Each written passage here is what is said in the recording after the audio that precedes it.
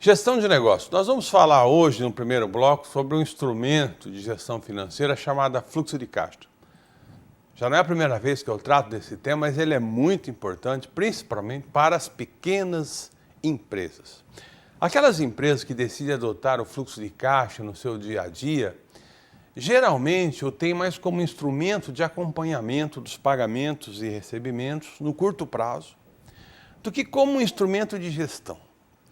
Um fluxo de caixa eficiente, além de considerar saídas de caixa, seja para as despesas do dia a dia, seja para a realização dos investimentos, para aquisição de ativos, de estoques, de contratação de pessoas, de entradas de caixa, ele deve estar alinhado com o orçamento e o plano de negócio da empresa. E ele deve contemplar uma visão de médio e longo prazo. Eu vou te dar agora algumas dicas para a elaboração desse fluxo de caixa para que, de fato, ele possa ser eficaz. A primeira coisa é o inventário. Faça um levantamento de todas as suas despesas e receitas, tanto as atuais como as futuras, planos de investimento e expansão, preferencialmente alinhado com o seu plano de negócios. E organize essas contas por natureza. Por exemplo, aquilo que é operacional, que vem da operação, não operacional, não está vinculado diretamente à operação da empresa, e separadamente aquilo que vai ser investimento. A segunda dica é sobre o horizonte. O ideal é que o fluxo de caixa contemple um horizonte correspondente ao ciclo operacional da empresa. Geralmente, esse ciclo compreende um período de 1 ano, mas atividades de ciclo mais longo exigirão um horizonte maior. Empresas que trabalham com encomenda ou por safra, por exemplo, deve considerar o tempo médio da encomenda ou da safra como seu ciclo operacional. A terceira dica é o detalhamento. Geralmente, para o primeiro ciclo operacional, é feito um nível de abertura das despesas, das receitas e dos investimentos bem detalhado. A partir daí, até o horizonte definido pelo orçamento e pelo plano de negócios, geralmente de 3 a 5 anos, estes itens passam a ser agrupados. A quarta dica é a atualização. Assim como todos os outros instrumentos de gestão, o orçamento e o plano de negócios, o fluxo de caixa ele deve ser atualizado periodicamente. O horizonte de um ciclo operacional deve ser atualizado mensalmente, enquanto para os demais períodos a atualização deve ser efetuada concomitantemente à revisão do orçamento e do próprio plano de negócios. A próxima dica é o conservadorismo. Evite o otimismo nas previsões das entradas e receitas.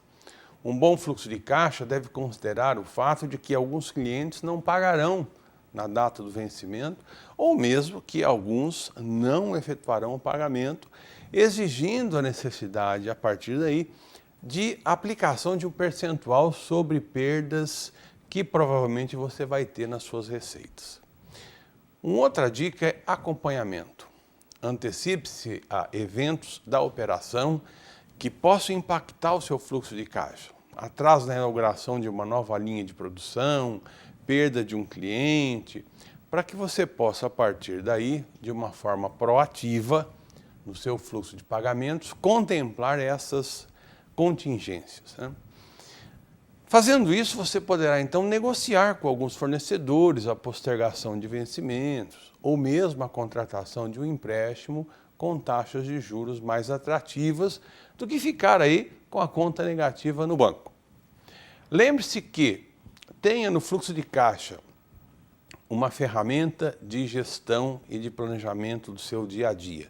Se você souber usar isso, você pode, com certeza, garantir o equilíbrio financeiro do seu negócio. O Comitê de Política Monetária, o Copom do Banco Central, inicia a última reunião do ano para discutir se mantém o processo de ajuste da política monetária iniciado em abril, quando a taxa básica de juros, a chamada Selic, estava a 7,25% ao ano, o nível mais baixo desde que o colegiado de diretores do Banco Central foi criado em junho de 1996.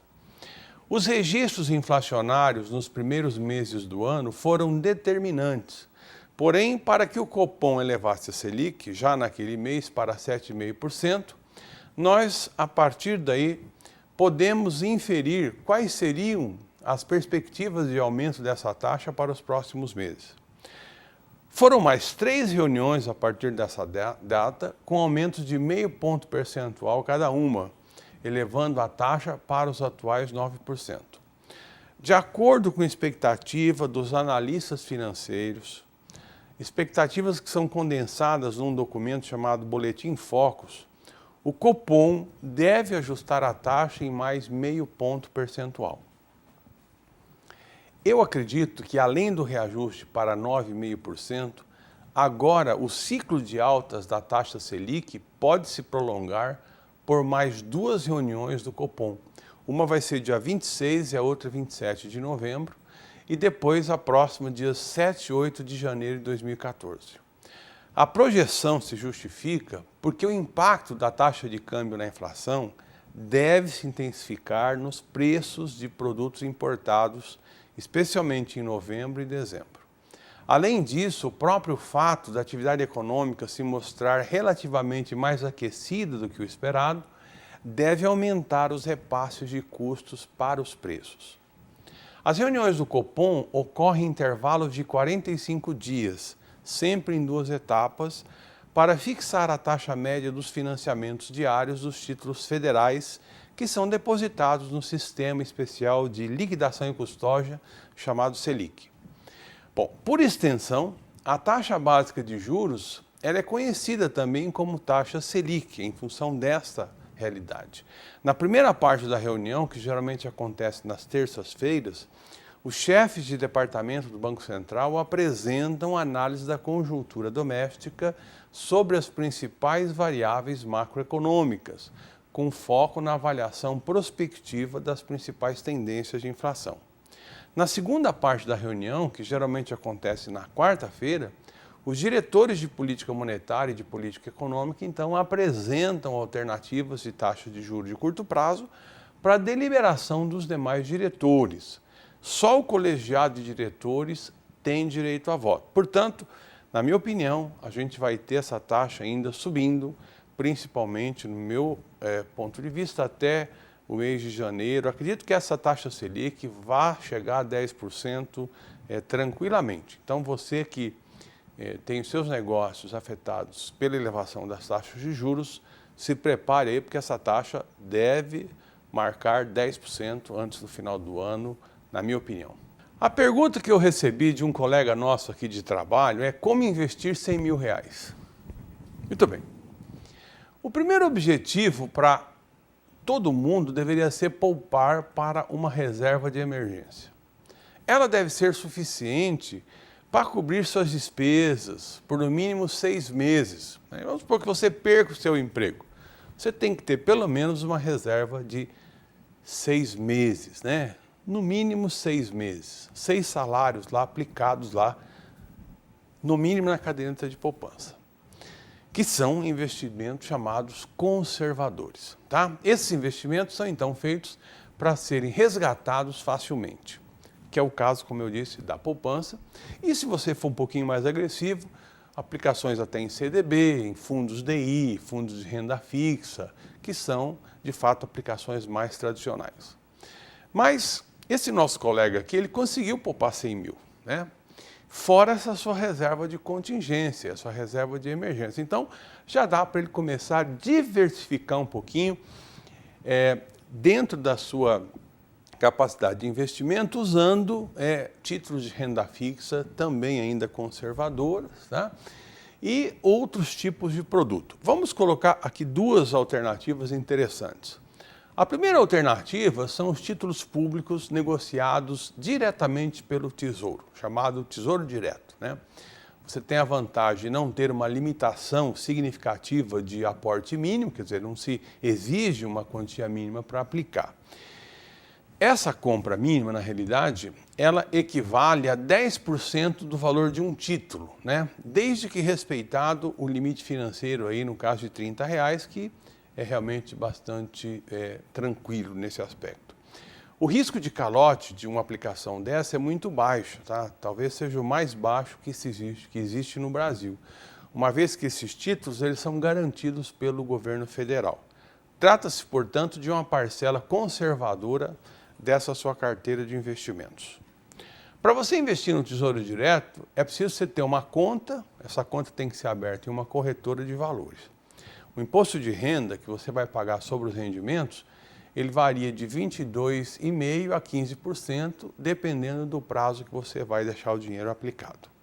Há uma taxa também de custódia obrigatória de 0,3% ao ano e uma taxa cobrada pelas corretoras, e aí depende de cada corretora, que vai de 0% a 2%, dependendo da instituição. Mas para que você tenha no Tesouro Direto alguma coisa vantajosa ou mais vantajosa que a poupança, atualmente é aconselhável que a sua corretora não cobre mais do que 0,6% ao ano. Então você tem que fazer uma pesquisa e verificar quanto que a corretora vai te cobrar. Para ficar melhor que a poupança, ela tem que cobrar no máximo 0,6% ao ano, tá? Para o curto e médio prazo, você tem as letras financeiras do Tesouro, as LFT, que são títulos também conservadores e tranquilos, mesmo para quem vende esses títulos antes do vencimento. São pós-fixados e você vai pagar aproximadamente aí, eles vão pagar aproximadamente a taxa Selic do período de investimento. Os prazos não costumam ser longos, tá? Portanto, para uma opção de médio prazo, tá? Seria a LFT uma boa sugestão para você que quer aplicar os R$100 mil. Nós terminamos aqui o nosso programa Gestão de Negócios. Para dúvidas, críticas, sugestões, perguntas quaisquer na área de investimentos, na área de empresas, você escreva para tv@unipar.br. Obrigado pela sua audiência e até a próxima edição.